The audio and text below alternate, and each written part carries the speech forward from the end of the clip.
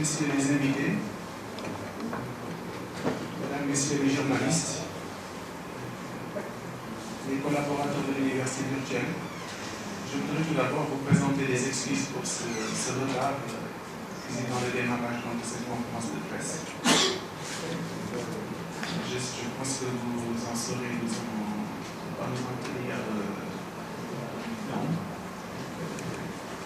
Nous allons changer légèrement le format de présentation pour faire preuve d'efficacité, pour ne pas porter préjudice au calendrier assez serré de la journée d'aujourd'hui. Alors nous vous avons invité à venir à cette conférence de presse aujourd'hui pour partager. Cela fait pratiquement 1 an que l'Université virtuelle du Sénégal a été créée. Et nous avons estimé, au moment où nous sommes qui est un instant charnière, de partager avec vous un certain nombre de choses. Les choses que nous avons vécues, les réalisations qui ont été faites, les difficultés qu'il a fallu aplanir et jeter les bases prospectives de ce qui va arriver dans les jours, les semaines et les mois à venir.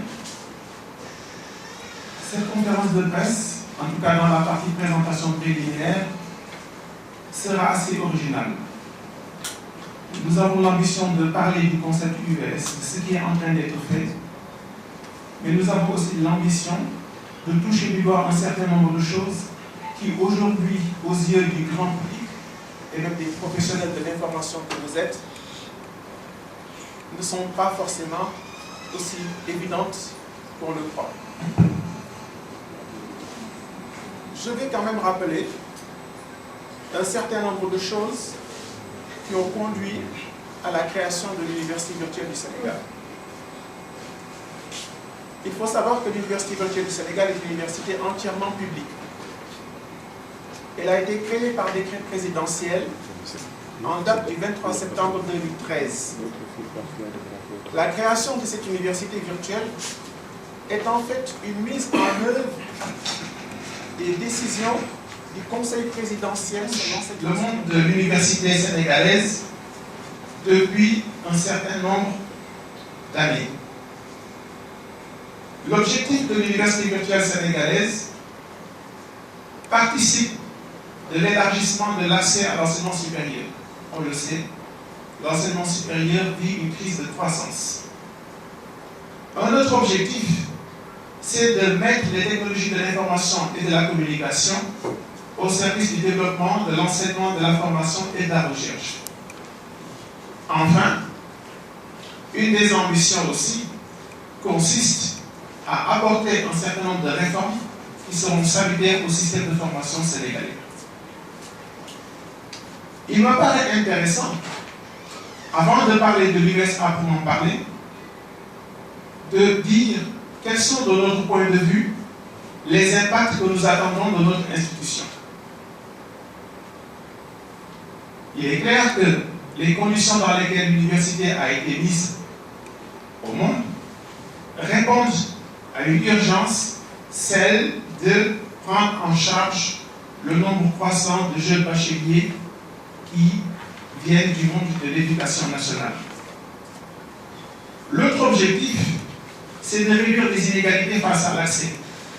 Je ne m'appesantirai pas sur les analyses des statistiques de nos différentes universités, mais l'ambition de cette université est de mettre du doigt certaines problématiques qui conduisent à la non-performance de nos systèmes éducatifs et qui apportent autant que possible un certain nombre de correctifs. Il s'agit de mettre un modèle pédagogique dans lequel l'étudiant est au centre du dispositif. Enfin, les universités l'ont toujours clamé, mais l'ambition de l'Université virtuelle du Sénégal est de disposer d'une université qui s'intègre au tissu social. Enfin, on parlera souvent de la problématique adéquation, formation, emploi, mais ici nous avons l'ambition d'aller plus loin, c'est d'amener les acteurs de la formation à créer les conditions qui font qu'un nombre grandissant de jeunes étudiants, au sortir de leur formation, soient plus dans une logique entrepreneuriale que dans une logique de recherche d'emploi. Enfin, il est clair que des concepts naissants font jour avec l'intégration des technologies de l'information et de la communication. Il s'agit des concepts de formation tout au long de la vie, de travail collaboratif, d'évolutivité, etc. On le comprend tous aujourd'hui. Avoir une formation initiale, c'est une chose. Être à jour dans l'exercice de sa fonction en est une toute autre.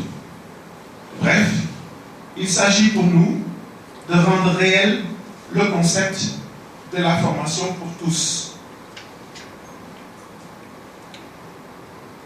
Enfin, il me paraît important de faire noter que le développement de l'UVS, tel qu'on vous le montrera tout à l'heure, participe dans une large mesure à l'aménagement numérique du territoire. Quelles sont les cibles de l'UVS? Aujourd'hui, on peut dire que l'Université virtuelle du Sénégal est porteuse d'un ambitieux projet pédagogique. La mission de cette université ne se résume pas seulement à la formation des jeunes bacheliers issus du monde de l'éducation, ce que l'on appelle formation initiale, mais nous avons l'ambition d'aller bien au-delà de cela.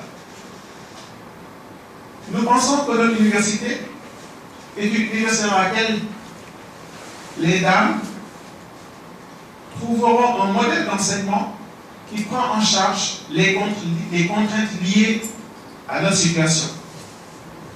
Les statistiques montrent que les femmes, il y a une difficulté de rester dans le système universitaire pour des raisons que je n'ai pas besoin de décliner ici.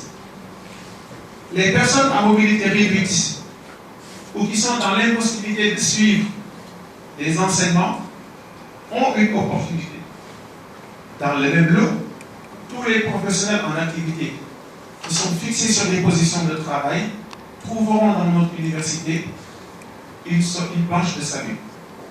Et dans le même lot, nous y ajoutons les exclus du système universitaire traditionnel. Aujourd'hui, dans certaines facultés, vous savez que près de 70% des étudiants sortent sans diplôme. Et bien sûr, nous n'excluons pas les cibles des partenaires tels que les ministères, les organismes internationaux, les autres universités nationales, privées comme publiques, etc., etc. Donc, dans ce projet que je vais vous décliner, vous verrez que nous n'en sommes actuellement qu'à la première phase, celle où nous nous occupons de la formation initiale, c'est-à-dire celle des jeunes bacheliers qui viennent du monde de l'éducation nationale. Une particularité de l'université virtuelle sénégalaise dont on a souvent entendu parler, ce sont les espaces numériques ouverts. Le concept d'espace numérique ouvert est une originalité toute sénégalaise et il résulte d'une analyse lucide et claire de la situation de l'intégration des TIC dans nos pays et apporte des réponses raisonnables pour permettre à cette intégration de s'effectuer de manière harmonieuse. C'est ainsi que le concept d'espace numérique ouvert a été mis en place par le ministère de l'Enseignement supérieur et de la Recherche. Ce concept constitue aujourd'hui une particularité dont nous sommes fiers parce que, chemin faisant, nos différents partenaires commencent à toucher du doigt la réalité donc, de cette innovation. Ces espaces numériques ouverts ont l'ambition de mettre au cœur des communautés des espaces ouverts, connectés et en prise avec les réalités du monde que nous vivons aujourd'hui. Quand nous parlerons de fracture numérique, nous ne voyons pas la fracture, nous voyons plutôt l'opportunité. Ces espaces numériques ouverts pour les étudiants de la formation initiale auront d'autres fonctions. Fonctions de socialisation. Ce sont les espaces où les étudiants en difficulté pourront toujours se réfugier pour trouver de l'aide. Ce sont des espaces, étant entendu que nous avons fait le choix d'un modèle d'évaluation bien donné, ce sont les espaces où les examens seront faits. Bref, nous voyons les espaces numériques ouverts comme des synapses, où notre université est en interaction avec notre environnement, ce qui nous fait penser que nous sommes en train de mettre en place une université de développement. L'Université virtuelle du Sénégal s'appuie sur un dispositif infrastructurel, technologique et pédagogique. C'est une université numérique. D'aucuns disent que ce sont des universités sans murs. c'est une erreur. Elle ne peut pas être totalement sans mur. Mais elle est comme un iceberg, où ce que vous voyez n'est rien devant ce qui est. L'infrastructurel au niveau de l'université virtuelle n'est rien devant l'infrastructure réseau, devant l'infrastructure informatique qu'il y a derrière. C'est en ce sens que nous nous affranchissons des contraintes liées à la mise en place de l'infrastructure bâtie pour lancer l'université. Dans un modèle classique d'université, vous devez construire les bâtiments, vous devez les équiper et enfin recruter le personnel pour enfin pouvoir commencer à délivrer les enseignements. Le modèle dans lequel nous sommes nous permet de nous affranchir très largement de cette problématique liée à l'infrastructure bâtie. Nous pouvons partir sur des infrastructures modestes et mettre le paquet, pour ainsi dire, sur le réseau, la connectivité, les serveurs et toute l'ingénierie pédagogique. Tout à l'heure, dans la petite démonstration que nous ferons, nous aurons l'occasion de toucher du doigt certains aspects. C'est cette année que nous sommes en train de quitter. Cette année a été marquée par beaucoup de travail, beaucoup de conceptualisation, beaucoup de défis, parfois aussi du dépit. Pourquoi? Nous maîtrisons les contraintes à d'autres niveaux. Nous savions très bien qu'il ne s'agissait pas de mettre en place des plateformes et de jeter les étudiants en pâture au dispositif. C'est la raison pour laquelle nous avons pris notre temps de mettre toute la stratégie de mise en condition pour que nos étudiants s'approprient les espaces que nous mettons à leur disposition. Mais aussi, il faut le dire, parce qu'il faut le dire, nous avons souvent été victimes du fait que certains partenaires, en particulier les partenaires privés, qui avaient la mission de nous livrer un certain nombre d'équipements à date due, ne l'ont pas fait, ce qui nous a naturellement obligés d'élaborer des stratégies d'attente en attendant que ces parcours critiques du projet soient réglés. Il n'en demeure pas moins que l'accompagnement de l'État du Sénégal a été très fort. L'État du Sénégal accompagne l'Université virtuelle du Sénégal à travers déjà le programme Un étudiant, un ordinateur. Tous les étudiants de l'UVS aujourd'hui disposent d'un ordinateur portable. Ceux qui ne les ont pas encore ne sont pas venus les chercher ou n'ont pas rempli les procédures que nous avons mises en place pour venir les récupérer. Tous ces étudiants disposent d'une connexion confortable qui les affranchit de toutes les contingences liées à la recherche d'un espace de connexion. L'effort du Sénégal est plus conséquent à un autre niveau de perspective, à travers le budget alloué à l'UVS, à travers le budget d'investissement, sans compter le budget d'investissement qui prend en compte l'élaboration des nouveaux espaces numériques ouverts. Je rappelle que l'État a mis près de 100 000 francs sur la table pour permettre aux étudiants d'acquérir leur ordinateur.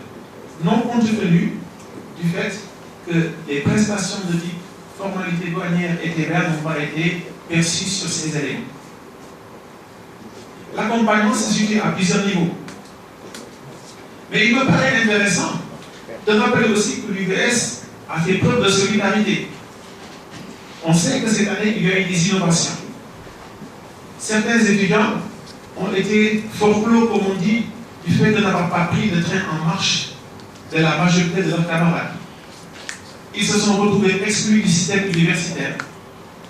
C'est ainsi qu'il y a de cela quelques semaines, nous avons accepté de prendre des étudiants, ces groupes d'étudiants forclos, et nous les avons intégrés dans notre dispositif. Aujourd'hui, ils sont tous inscrits, en tout cas ceux qui voulaient être inscrits.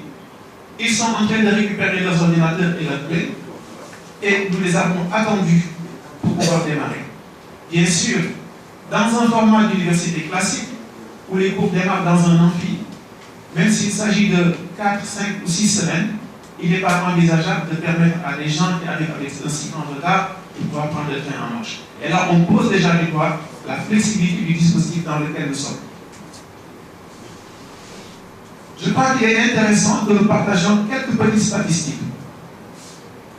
Nous avons, pour le compte de l'année universitaire 2013-2014, 2045 étudiants inscrits. Et c'est là de faire maintenant l'effort de représentation de cette UVS. Ces 2045 étudiants sont éclatés sur 12 sites, les espaces numériques ouverts. Vous avez l'espace numérique ouvert à Guédiawaye, Mbao, Dakar. Ça, c'est pour le centre-ouest. Les espaces numériques ouverts de Thiès, Mbour, Diourbel et Kaolack, le centre. Saint-Louis et Podor dans le nord, Kolda, Bignona et Ziguinchor dans le sud. Et vous notez l'effort de l'université pour se rapprocher des étudiants. L'université de proximité. Ces étudiants sont éparpillés dans 5 filières de formation. Maths appliquées et informatique, sciences économiques et gestion, sociologie, anglais et sciences juridiques et politiques. Ça vous donne donc une autre représentation de la dispersion des étudiants. Il y a 107 cours en ligne. Nous avons distribué près de 2000 ordinateurs portables et près de 3000 clés 3G sont en cours de distribution. Nous avons toujours rassuré nos étudiants en leur disant que notre université a ses spécificités. Si dans une université classique, à un moment, il faut fermer le campus, il faut fermer les amphis, parce que les professeurs doivent se reposer, parce qu'ils doivent aller en vacances, parce qu'ils ont aussi des charges autres que les charges d'enseignement seul, nous leur avons dit que pour ce qui concerne l'université virtuelle, l'enseignant peut être à Dakar, peut être à Bordeaux ou à Washington, et ça ne l'empêche pas de converger avec les étudiants vers la plateforme de formation. Donc nous transcendons le temps et l'espace de ce point de vue. C'est la raison pour laquelle nous avons garanti à ces étudiants un certain nombre de choses. La première, c'est qu'ils feront leurs 2 sessions d'examen. La deuxième, c'est que nous terminerons l'année universitaire 2013-2014 à la fin du mois de mars de l'année 2015. Et nous retombons sur nos pieds à la fin du mois d'octobre 2015 parce que ces étudiants en auront fui avec la deuxième année qui sera la leur, c'est-à-dire l'année universitaire 2015. Et ils termineront leur deuxième année en même temps que leurs petits frères termineront leur première année. C'est le dispositif, la spécificité et la flexibilité du dispositif dans lequel nous sommes, c'est de l'an 2 de permis. Nous avions indiqué notre capacité d'accueil à concurrence de 5000 étudiants.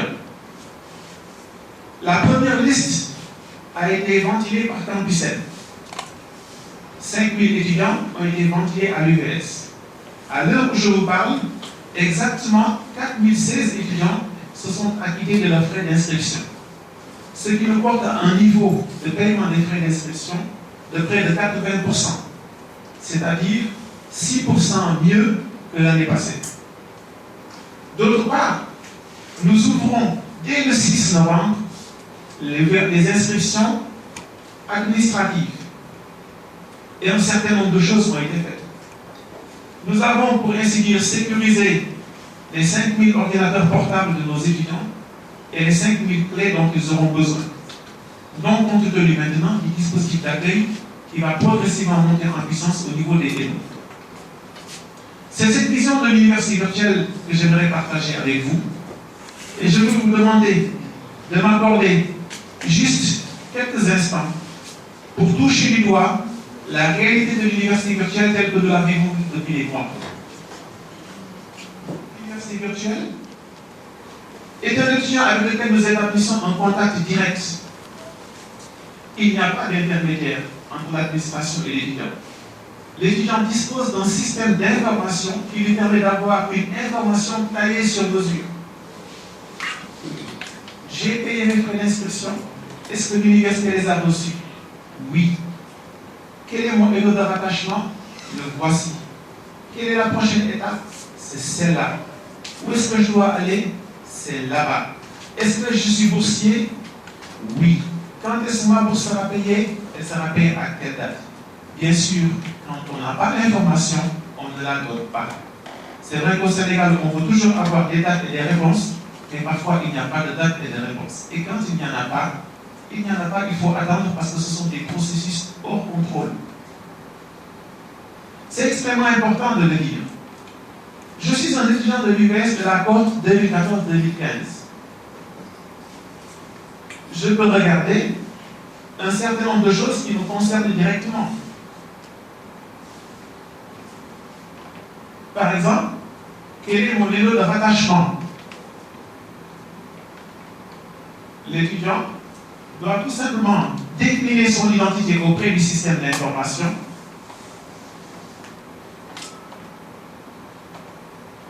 Un étudiant qui est au hasard, et le système le reconnaît, lui indique que les frais sont bien perçus, qu'il est rattaché à tel ENO, et qu'à partir de tel jour, nous l'invitons à se rendre à cet ENO pour ses formalités. Et nous lui disons bien sûr l'ensemble des pièces. Cela est possible parce que nous sommes maintenant dans une phase où les systèmes d'information commencent à communiquer, à dialoguer entre elles et à chercher des informations. Ça préfigure un peu ce qui est en train de se mettre en place grâce au portail Campus L à l'intérieur du Sénégal. C'est extrêmement important de le savoir. C'est la même chose lorsqu'il s'agit de distribuer des ordinateurs, de distribuer des clés, de distribuer des aides. De plus, grâce à nos partenaires, nos étudiants sont contactés sur tous les canaux d'information possibles. Par le email privé, par les SMS, par le portail Internet, par le téléphone. C'est pourquoi je me plais à dire qu'il y a peut-être deux niveaux de communication à l'UVS. Il y a les étudiants de l'UVS, que je félicite au passage, et il y a le reste du monde. Bien sûr, le reste du monde n'est pas encore entré dans le dispositif. Il ne sait pas véritablement ce que nous faisons, mais ceux pour qui le dispositif est décidé savent ce qui est en train de se décliner. C'est fini la salle de cours physique. Il faut se faire une représentation de la nouvelle salle de cours. L'étudiant qui entre dans le dispositif, et d'ailleurs le profane peut le faire, vous, sans la connexion, en arrivant à voir déjà ceux qui sont dans le dispositif. Je vais vous montrer un peu comment l'administration de l'UVS a géré la montée en puissance de la chose. Parce que nous avons commencé depuis bien longtemps. Je me permets de partager avec vous, et je prends le risque de le faire en direct, les statistiques de connexion des différents acteurs. Je veux voir les connexions sur le portail de formation au cours des 4 dernières semaines. Voilà ce que nous, UVS, nous voyons. Quand nous avons pris la responsabilité d'ouvrir le dispositif de formation, les étudiants n'avaient pas encore reçu les clés. Ce que nous avons à faire, c'est d'informer les étudiants et de mettre en alerte le système, les ENO, tout le monde, et d'être à l'écoute. Connectez-vous, validez vos accès, entrez dans le dispositif de formation. Nous l'avons ouvert. Nous l'avons ouvert le 7 octobre. Les technopédagogues ont terminé leur travail, les ingénieurs systèmes ont fait le leur. Nous laissons la plateforme maintenant à la pédagogie. Vous voyez que la première semaine, nous avons eu un pic de connexion à 300 connexions par jour. Le creux, c'est le week-end. La semaine suivante, nous sommes montés à près de 600. La semaine d'après, nous sommes montés à près de 880. La semaine passée, nous étions dans les mêmes valeurs. Et la semaine qui vient de passer, nous sommes passés à un autre niveau. Et donc, vous imaginez qu'un étudiant qui s'est connecté à ce moment-là, pour lui, les choses ont commencé. Mais il ne sait pas que nous savons que certains de ses camarades ne sont pas encore dans les dispositifs. À ce moment, nous menons une politique de communication à 2 niveaux. Nous ciblons ceux qui ne se sont pas connectés et nous invitons ceux qui le sont à aborder une démarche par les pairs, d'encourager les leurs à venir dans les ENO à se connecter. Et nous voyons le dispositif monter en puissance. Bien sûr, le dispositif est partiellement ouvert. Il voit déjà un peu à quoi ressemble un cours. Mais ce qui est très intéressant ici, c'est que nous sommes véritablement dans la dynamique du LMD. Je peux avoir une autre vision de la chose. C'est de regarder l'activité des différents acteurs durant la même période. C'est très intéressant. On mesure l'activité des étudiants, l'activité des enseignants, l'activité du tuteur, et on voit que quotidiennement, il y a plus de 10 000 requêtes par jour. C'est énorme. Une requête, c'est regarder un cours, une vidéo, faire un QCM, répondre à la question, poser une question. C'est ça une requête. Et on voit que la requête des étudiants est très confortable. Pourtant, ces étudiants n'ont pas encore reçu leur clé, mais nous leur avons dit, faites l'effort d'entrer dans le dispositif. Allez dans les vidéos si vous avez des problèmes. On est dans la phase de qualification. Nous n'avons pas encore donné le top de départ. Une autre représentation, c'est de faire une analyse par filière. Comment se comportent les étudiants d'anglais de première année?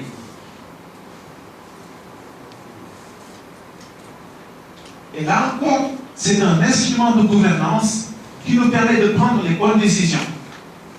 Lorsque nous avons donné le top de départ, vous avez vu que la première semaine a été timide pour les étudiants d'anglais. À ce moment, tout le monde se met à communiquer, à informer. À la deuxième semaine, nous avons pratiquement triplé. À la troisième semaine et à la quatrième semaine, donc on voit que le dispositif monte en puissance. Il y a plus d'étudiants qui sont entrés dans le cours qu'il y en a qui ne sont pas entrés. Un autre comportement, c'est peut-être celui des étudiants de gestion. Le comportement est différent. Peut-être parce qu'ils sont plus scientifiques. L'histoire me le dira. Quand on a donné le top de départ, il y a eu un petit flottement la première semaine, et hop, le système a atteint sa vitesse de croisière et la deuxième semaine. Là, on savait que près de 70% des étudiants déjà étaient connectés. Et là, ce à quoi on s'attend, puisqu'on est en train de distribuer les clés 3G, dont le crédit est activé depuis le 1er novembre, c'est qu'il ne va plus y avoir le creux du week-end. Deuxième chose intéressante, qu'on aurait pu montrer ici, mais ça nous vous dirons un peu ce que nous préparons avec vous dans les jours à venir. Dans une université classique, les cours commencent à 8h et finissent à 20h. Aujourd'hui, on travaille même le samedi dans les universités classiques et certains examens même se font le dimanche parce c'est l'urgence qu'il faut avancer. Dans une université virtuelle, j'aurais pu vous montrer le spectre de connexion. Il y a des gens qui se connectent dès 5h du matin. Et il y en a d'autres qui sont encore là à 3h du matin. Étudiants, enseignants et professeurs qui travaillent, qui échangent. Et c'est cet aspect asynchrone qui est extrêmement intéressant et qui donne au dispositif une flexibilité qui est particulièrement attractive pour les étudiants, mais encore plus pour les professionnels que vous êtes. Ça, c'est d'un point de vue de la chose. C'est dans notre cours. Je prends le cours d'anglais de première année, du premier semestre. Je déroule ce que j'appelle le catalogue de cours. La compréhension orale. Voici pour l'instant ce que l'étudiant voit. Il y a beaucoup de choses qu'il ne voit pas encore. Je regarde les annonces et nouvelles du cours. Le mot de bienvenue du professeur. Bien sûr qu'il nous a fait l'honneur d'être présent parmi nous. Je voudrais saluer le professeur Badrassal. Hi, I'm Professor Badrassal. I teach you listening comprehension. Why listening comprehension? Alors, je vais rendre muet. Ce qui est intéressant dans cette phase, c'est que l'étudiant a le loisir de voir et revoir les directives, les conseils du professeur autant de fois qu'il le veut. Dans un schéma présentiel, si vous avez raté le premier cours ou si vous étiez assis sur un caillou derrière l'amphithéâtre B, mais vous ne verrez pas ça. Ici, le professeur est là. Il y a quelque chose de très important que l'on verra tout à l'heure dans un cours de mathématiques, parce que c'est là où je peux l'illustrer. C'est l'interaction entre le corps des enseignants, professeurs, tuteurs et les étudiants. Le dispositif est centré autour de l'apprenant. Le professeur présente son cours, le grain de cours est présenté. Ce qui est fait maintenant, c'est qu'il faut mettre l'étudiant dans un processus d'apprentissage, un processus d'auto-apprentissage. Je prends par exemple un test de connaissance. On se dit, est-ce que l'étudiant a un indicateur qui lui permet de dire j'ai compris mon cours? Déjà dans la phase de qualification où nous étions, 131 étudiants ont fait le test. L'étudiant peut revoir et voir son test. L'objectif, c'est d'atteindre la note maximale, étant entendu que c'est un test à finalité formative. Si je prends le cas de cet étudiant, il a eu la note de 6 sur 10 à son test. Et vous avez ici le crible, ce qu'il a trouvé et ce qu'il a faussé. Il se construit, il avance, il sait qu'il n'est pas encore au top, il progresse, il est dans l'auto-apprentissage, il apprend à être autonome. C'est une culture qui est en train d'être imprimée aux nouvelles générations. C'est un travail, c'est une dynamique. Et le professeur a un instrument de gouvernance. J'ai posé une question, tout le monde a faussé. Ce n'est pas normal. C'est peut-être moi qui ai tout faux. Et ça vous met dans une logique de remise en question puisque vous avez les outils d'analyse qui vous amènent à revoir la problématique justement de la question liée aux examens et aux évaluations. C'est extrêmement important de le préciser dans un dispositif comme celui-ci. Les choses tombent sous la main de l'éditeur. Et c'est extrêmement important. Le professeur donne ses directives oralement, parce que nous sommes dans un modèle où l'oralité prend le pas sur l'écrit. L'étudiant n'a pas besoin de dire au professeur, monsieur, répétez s'il vous plaît. C'est ça qui est intéressant. À l'opposé de ce système, je prends le cas d'un cours de mathématiques. Et dans le cours de mathématiques, ce qui va m'intéresser, c'est de regarder les interactions entre les enseignants, les tuteurs et les étudiants.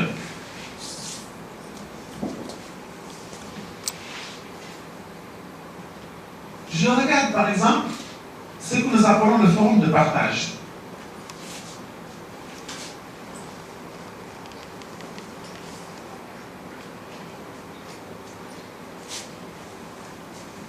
Une fois que l'étudiant a fait son cours, il a la possibilité, de manière asynchrone, d'interpeller ses pairs et l'équipe enseignante. On le verra, il a aussi la possibilité, dans des groupes réduits de 30 personnes à l'échelle nationale, de parler, de s'entendre avec ses tuteurs et ses collègues pour travailler sur des séances de travaux dirigés. C'est extrêmement important. Vous prenez l'exemple d'un étudiant qui pose un problème. Il interpelle son professeur pour dire « j'aimerais savoir comment montrer telle chose ». Bien sûr, le tuteur ne va pas lui faciliter la vie. Plutôt que de donner un poisson à quelqu'un, après il est à pêcher. Il lui donne juste quelques indications, il lui dit « vas-y ». Et qu'est-ce que le garçon lui fait? Il se casse la tête. Et rien que cette figure en elle montre que nous allons largement au-delà des compétences demandées. Un étudiant de maths d'une université classique n'a besoin que d'une feuille et d'un stylo pour faire sa démonstration. Ici, vous voyez, il a intégré la démonstration dans le corps du forum. Ça veut dire que nous sommes en train de l'amener à maîtriser un outil qui permet d'éditer les formules, qui est très prisé dans le monde de mathématiques, qui s'appelle l'ADEC. Et on voit la dynamique globale dans laquelle on est. Vous serez expert matière en droit, en anglais, en sociologie, mais vous serez bon en TIC. On vous greffe des compétences supplémentaires. Cet étudiant apporte sa réponse, le professeur lui fait remarquer que ce n'est pas bon, il corrige, et je vous épargnerai de regarder les heures auxquelles ces interactions se font. Elles se font à des heures qu'on ne peut pas imaginer dans un dispositif traditionnel. Et c'est là que c'est intéressant. On utilise son temps comme on le veut. Ce qui va se passer dans les jours à venir, justement, c'est que les parents vont voir les enfants venir à la maison avec les ordinateurs et la connexion. Ils vont voir les enfants faire les cours sous leurs yeux. Ils vont les voir travailler et interagir avec eux sous leurs yeux. Et je crois que là aussi, on aura apporté un plus dans les maisons. L'enfant va entrer dans la maison. Le parent va se situer à un autre niveau de responsabilité. L'étudiant se situe à un autre niveau de responsabilité vis-à-vis de son entourage. Et je crois que cela est extrêmement important. Je pourrais continuer comme ça pendant des heures, mais je préfère vous donner rendez-vous dans les jours à venir, dans les journées portes ouvertes que nous vous proposons de faire. Ce sur quoi je voulais juste terminer, c'est de dire que nous sommes dans un modèle qui a une particularité. Donc aujourd'hui, notre pays peut être fier. Non pas que ça vient de rien du tout. Non. Notre pays est tributaire d'une forte tradition d'appropriation des technologies. Quand on regarde aussi loin que l'on veut, je me permettrai de remonter à Khani Amarfal, l'université de Pire, la codification de nos langues avec des caractères arabes. Au même moment où en Europe, on s'essayait à la codification des langues de terroir avec des caractères latins. Je porte mon regard encore plus loin. Je regarde l'appropriation des technologies nouvelles. La radio avec la radio scolaire, la télévision scolaire. Le Sénégal a toujours été à la pointe de la technologie. Aujourd'hui, nous sommes à la croisée des chemins. Nous avons toujours été un hub de formation pour la sous-région et le reste du monde. Nous avons l'opportunité de nous appuyer sur cette nouvelle technologie pour aller encore plus loin et maintenir notre position vis-à-vis du reste du monde. Voilà ce que nous voulions partager avec vous. Il est clair que nous allons vous donner la parole. Vous allez poser des questions. Nous ferons dans la mesure du possible tout notre possible pour vous apporter les éclaircissements les plus iguales par rapport à vos questions. Je vous remercie. Merci beaucoup. Je vais rapidement vous donner... les universités virtuelles vont vers la mutualisation. D'ailleurs,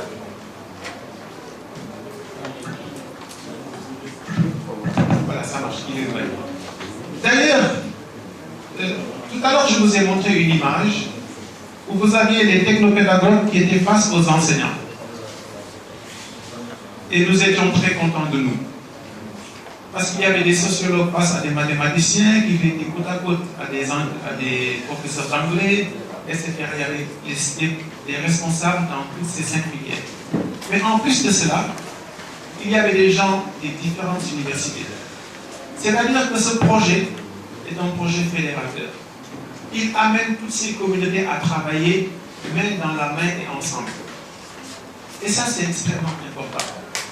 Demain, quand le Sénégal va monter en puissance, vouloir vendre sur l'international un catalogue de cours, vous entendez parler de MOOC, mais il faut se positionner. C'est l'économie du savoir, c'est demain. Et vous, de la presse, vous le savez très bien. L'espace médiatique est ouvert depuis un certain nombre d'années. Vous êtes en compétition avec tout le monde. Et c'est ce qui est en train de se passer avec la formation. Et nous avons intérêt à ce moment d'avoir des dispositifs qui fédèrent les compétences, les savoir-faire, les moyens pour porter la voix. Et je pense que les différentes institutions universitaires sénégalaises ont parfaitement compris. Et chacun est en train de travailler pour qu'il en soit ainsi. En corollaire d'ailleurs à cette question, la deuxième question, vous parlez de la position du Sénégal dans les pays africains. En fait, dans les pays africains, il y a deux traditions. Il y a les pays africains dits anglophones et ceux dits anglophones. On dit que dans les pays anglophones, ils sont en avance sur nous par rapport à l'utilisation des dispositifs de formation à distance. En effet, très vite, le monde anglophone a fait des propositions et ils les ont apportées dans ces pays, où donc les gens se sont retrouvés dans des situations d'apprentissage à distance. Cela ne veut pas dire que nous, au Sénégal, on n'était pas dans ces logiques. Le Sénégal fait de l'enseignement à distance depuis très longtemps. J'ai peur d'énumérer, mais je vais quand même me risquer à énumérer l'expérience de la PASTEF avec Eva Later, l'expérience du monde de l'éducation nationale, l'EVAD à l'université Charente-Diop, l'IFOAD à l'université Gaston Berger, l'université de Bombay, le droit du cyberespace à Gaston. Il y a beaucoup d'exemples, il y en a beaucoup. C'est pour ça que ce projet est mûr, parce qu'on ne parle pas de rien. C'est l'affaire d'un certain nombre de personnes qui savent de quoi ils parlent et qui savent comment est-ce qu'il faut le faire. Maintenant, dans le monde francophone, nous ne sommes pas au même niveau. Nous avons pris une belle petite avance. J'espère qu'on va la capitaliser. J'espère qu'on va la maintenir, voire l'augmenter. Parce que là, il y a beaucoup à prendre. J'ai un collègue qui est dans cette salle. Il anime un master professionnel. Chaque jour, il reçoit des messages de tous les pays africains. Les gens lui demandent, nous voulons faire cours dans votre master. Et c'est ça les opportunités. Qu'est-ce qu'il faut pour que l'université ne soit plus confinée à ses limites géographiques et physiques, mais soit partout où le réseau l'apporte? C'est ça l'opportunité du moment avec les universités. Effectivement, l'Internet est à l'image du monde. Bien sûr, notre directeur des infrastructures et des services d'information n'est pas dans cette salle. Il est présentement à Ziguinchor, il est en train de superviser un certain nombre de choses dans le réseau de Ziguinchor et de Bignona. Et il est en train de nous suivre en direct. Je le salue au passage et je salue les gens de Ziguinchor au passage. Ce sont des choses dont on ne parle pas, mais nous avons pris un certain nombre de dispositions par rapport à cela. Cybercriminalité, cybertriche, et j'en passe. Deuxième chose, des partenaires. Nous sommes en train de faire le setup de l'Université virtuelle du Sénégal. Nous sommes en train de le formater, de lui donner une personnalité. Nous sommes ouverts au partenariat. Nous sommes en train d'en nouer. Mais de tout ce qui est en train d'être fait jusqu'à maintenant, c'est le génie sénégalais et exclusivement le génie sénégalais. Parce qu'aujourd'hui, il y a un message que nous voulons porter. C'est que on nous a toujours dit qu'il est difficile de mettre en place une université virtuelle en Afrique. Vous avez des problèmes de réseau, vous avez des problèmes de courant, ça ne va pas marcher. Mais je crois que si vous êtes à l'intérieur, vous avez une claire représentation des problèmes, des contraintes, vous êtes capable de mettre en place des dispositifs qui sont capables de naviguer autour de ces contraintes. Et c'est ça notre force. Et aujourd'hui, moi, mon rêve, et j'espère que ce n'est pas un rêve, il va être concrétisé en réalité, c'est dès demain de prendre notre bâton de pèlerin et de montrer à nos frères africains ce que nous sommes en train de faire et ce que le Sénégal est capable dans la matière.